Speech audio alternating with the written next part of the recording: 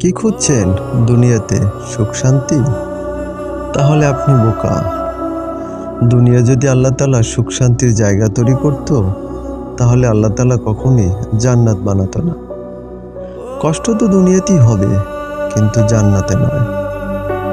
আপনি দুনিয়াতে একটু কষ্ট করে যান, জান্নাত আপনার জন্য ছায়া হয়ে থাকবে।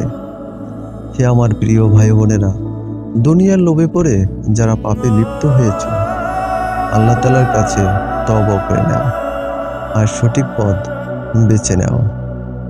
একটা কথা মাথায় নিও, আর একটা কথা সবসময় মনে রাখবে, এই দুনিয়া ক্ষণিকের জন্য, চিরস্থায়ী কোনো সমাধান নয়। তোমাকে একদিন বিদায় নিতেই হবে।